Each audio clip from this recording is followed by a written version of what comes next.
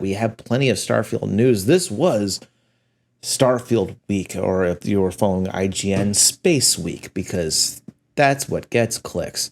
Um, it's been nuts. It's been all over. The hype for this game is so real, and truthfully, things have just been nuts across the board.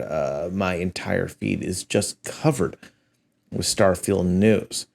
I mean, here's the thing. By the time of filming, Starfield has already been in the hands of over 200,000 players on Steam, at least within the 24 hours of its early access release, probably many, many more at this point now, and it's considered a huge hit. Hell, I'm giving it its own segment because A, it's been in the news so much that this entire stream could just be about Starfield, and B, I want the clicks. So let's look up to the stars and back at the last week in a segment I am calling Stargazing.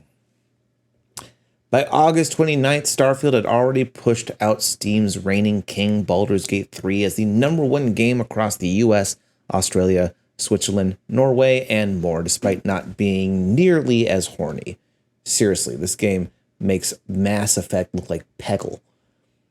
This came along as the hype and expectation of the game continues to increase far beyond what is actually realistic. When this game can no longer be great, it has to be perfect.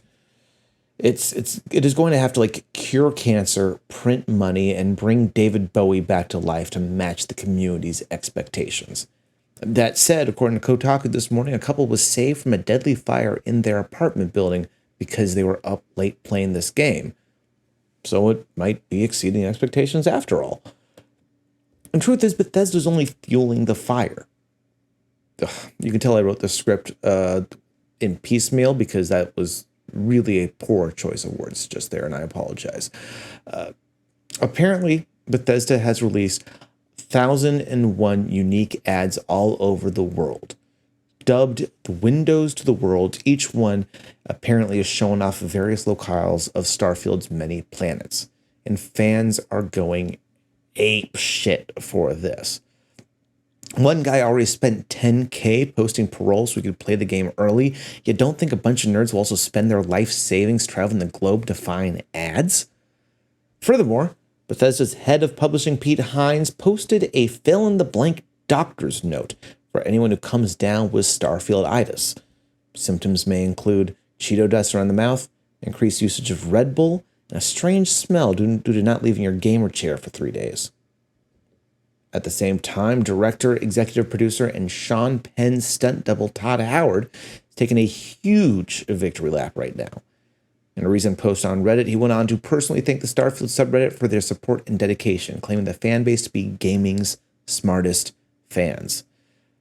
These, of course, are the same fans that freaked out over in-game boundaries or are losing their shit at IGN for another 7 out of 10 review. If you don't share the same opinion, relax, that's fine. That said, the game really seems to be what we expected. Skyrim in space, and that comes with all the trappings of being Skyrim in space. The reviews seem to average to about a B+ or A-. Not perfect, but like an 89 on Metacritic, that's still pretty good. And it doesn't really get good until you can say fuck to the story and leave the main campaign. And of course, there are arrow in the knee jokes. It's also a really big game. Like huge. Like so huge it's filled with bugs like Skyrim and Fallout before it. Does it deserve to get docked for that? Yes. Yes, it does. You get too ambitious and the game freaks out, then you've made the decision to go harder than you have the technology to do. That's on you. You deserve to get docked points for that. Is it part of Bethesda's charm? Absolutely. Like Pete Hines even said so in a statement, claiming, of course there are bugs, but does it take away from your experience? Or do you have consistent, fun game that you can't stop playing and experimenting with? We embrace chaos.